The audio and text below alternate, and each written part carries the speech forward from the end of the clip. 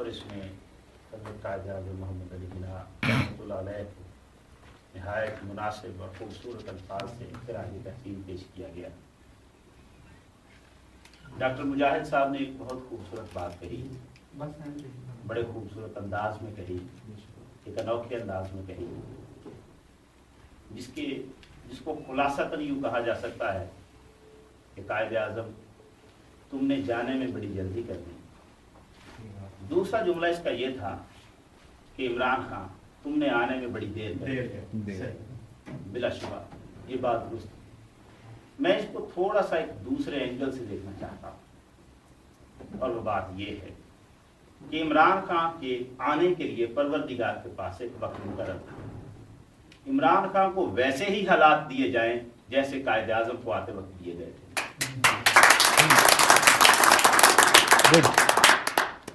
قائد اعظم محمد علی جناح جس زوال پذیر قوم کے پاس آئے تھے، اسی قوم کی اب دوبارہ سے ڈوبتی ہوئی نیا کو پار لگانے کے لیے عمران خان کے سر پر قائد ثانی کا تاج لہرا جائے، پروردگار نے عمران کو منتخب کیا۔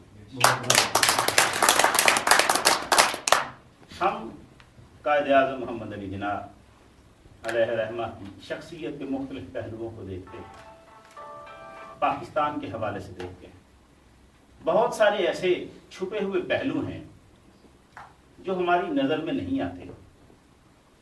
یہ قائد اعظم کا لفظ کیا ہے؟ اس کا مطلب ہے سب سے بڑا رہنما، دا گریٹسٹ لیڈر۔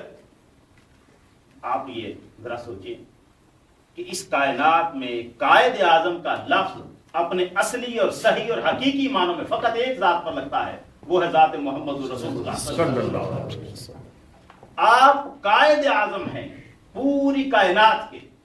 سوال یہ ہے کہ جب یہ لفظ سرکار دو عالم صلی اللہ علیہ وآلہ وسلم کے لیے ہے اور بلا شبہ آپ بھی قائد اعظم ہیں، تو پھر یہ لفظ محمد علی جناح کے سر پہ تاج بن کے کیسے لہرا گیا؟ محمد علی جناح کے سر پہ یہ قائد اعظم کا لفظ اپنے اس عمومی اور وسیع معنی میں نہیں لاگو ہوا جس میں سرکار دو عالم کے لیے۔ آپ تو کائنات کے قائد اعظم ہیں، بے شک، لیکن محمد علی جناح نے حضور کی امت کے ایک ٹکڑے کو جو نئے سرے سے جان بخشی، گویا ملت اسلام کو جو نئی زندگی عطا فرمائی، وہ کام ایسا تھا جو ایک قائد اعظم بھی کر سکتا تھا۔ اس لیے وہی لفظ جو حضور سید عالم کے سر انور پر اصلی اور حقیقی معنی میں تاج بن کر لہراتا رہا اور صحرا بنا رہا، وہی لفظ اپنے مجازی معنی کے ساتھ محمد علی جناح کے سر کا تاج بن گیا۔ بہت اچھے۔ مگر کون سا ملک لیا ہے قائد اعظم نے؟ ذرا اس پہ تھوڑا سا غور کیجیے۔ ہم کہتے ہیں پاکستان قائد اعظم نے ہمیں لے کے دیا، ذرا اس لفظ کی ٹرانسلیشن تو دیکھیں۔ پاکستان دو لفظ ہیں، اور ستان، پاک کا مطلب تو وہ بھی جانتے ہیں آپ، ستان کہتے ہیں سرزمین کو ہمارے قومی ترانے میں۔ یہ پہلا لفظ ہے، پاک سرزمین شاد باد۔ یہی ستان کا لفظ سرزمین سے اٹھ کر شہر کے معنی میں آتا ہے، اور پھر ہم پاکستان کا جب مطلب کرتے ہیں تو بنتا ہے پاک شہر۔ اب مجھے کہنے کی اجازت دیجیے کہ اگر میں اس کا، یہ تو فارسی لفظ بن گیا پاکستان، پاک شہر، اور اس کا میں عربی ترجمہ کروں گا تو بنے گا مدینہ طیبہ۔ مدینہ طیبہ، گویا پاکستان ترجمہ ہے مدینہ طیبہ کا۔ مدینہ کا مطلب ہے شہر اور طیبہ کا مطلب ہے پاک، گویا پاک شہر۔ تو اس ملک کا نام پاکستان مدینہ طیبہ سے لیا گیا۔ چودھری رحمت اللہ نے 1933 میں جو نام رکھا ہے پاکستان کا، یہ نام مدینہ طیبہ سے، اور پاکستان فی الحقیقت مدینہ ثانی ہے۔ میں اسی بات کو کرنا چاہتا ہوں، پاکستان کیسے مدینہ ثانی ہے؟ کس طرح سے؟ کیونکہ قائد اعظم کی شخصیت کا وہ پہلو نکھر کر تب سامنے آتا ہے جب ہم ان کی اچیومنٹ کو دیکھیں۔ وہ کون سا ملک ہے جو ہمیں لے کر دیا ہے؟ پاکستان۔ قرآن کہتا ہے وَاذْكُرُوا إِذْ أَنْتُمْ قَلِيلٌ مُسْتَضْعَفُونَ فِي الْأَرْضِ تَخَافُونَ أَنْ يَتَخَطَّفَكُمُ النَّاسُ فَآوَاكُمْ وَأَيَّدَكُمْ بِنَصْرِهِ۔ پروردگار عالم فرماتا ہے یاد کرو اس وقت کو جب تم تھوڑے سے تھے اور تم کمزور تھے اور تم ڈرے رہتے تھے کہ لوگ تمہیں اونچک کر نہ لے جائیں، تو پروردگار عالم نے تمہیں پناہ دی اور تمہاری مدد کی، اپنی سپورٹ سے تمہیں تائید کیا، تمہیں تائید دی۔ وَرَزَقَكُم مِّنَ الطَّيِّبَاتِ لَعَلَّكُمْ تَشْكُرُونَ، اور تمہیں پاکیزہ رزق دیا تاکہ تم اس کی قدردانی کرو، تاکہ تم اس کا شکر کرو۔ ہم کہاں تھے تھوڑے؟ یہی ہندوستان، مگر اس میں ہماری حیثیت کیا تھی ہندو ہمیں کس حیثیت سے جانتے تھے؟ جسٹ ایک مائنورٹی کے طور پر.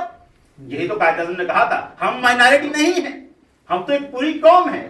تو قائد اعظم نے وہ جو بات تھی کہ ہمیں اقلیت سے نکال کر اللہ تعالیٰ کے اس فرمان کے تحت کہ اس قوم کو ایک الگ سے پاکیزہ رزق کا ملک دیا جائے, پھر پروردگار عالم نے قرآن میں فرمایا والذین ہاجروا من بعد ما ظلموا لنبوئنہم فی الدنیا حسنہ.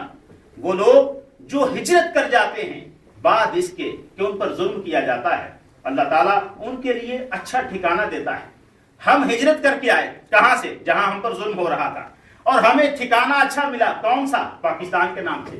اب یہ جو پاکستان ہے, مجھے بتائیے, نبی کریم صلی اللہ علیہ وآلہ وسلم اپنے صحابہ کے ساتھ مکہ مکرمہ سے ہجرت فرما کے تشریف لائے مدینہ منورہ میں. اب یہی مدینہ کے مہاجرین جنگ کرتے ہیں مکہ کے کافروں کے ساتھ. وہاں کون ہے مکہ؟ وہی مکہ مکرمہ جہاں سے وہ آئے ہیں. ان کن کے ساتھ لڑ رہے ہیں؟ وہ جو ان کے عزیز ہیں, جو ان کے رشتہ دار بھی ہیں, ان کے ساتھ لڑتے ہیں. اس وقت دنیا میں بتائیے پاکستان کے علاوہ وہ کون سا ملک ہے جہاں جو ملک برسر پیکار ہے, لڑ رہا ہے ایک ملک کے ساتھ جو بتوں کی پرستش کرنے والا ہے, جو کافر ہے. ایک مکہ, اس وقت مکہ مکرمہ بت پرستوں کا شہر تھا, بت پرستوں کا علاقہ تھا, اور مدینہ منورہ کے مسلمان ان بت پرستوں سے لڑتے تھے. آج اس دنیا میں بت پرست کہاں ہیں؟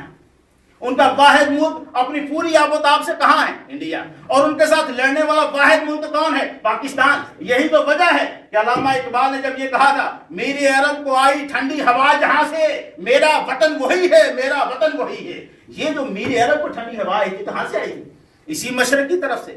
آپ نے ارشاد فرمایا تھا اطیب ریحا على الہند, یہ جو ہند کی سرزمین ہے اس کی خوشبو پاکیزہ ترین ہے.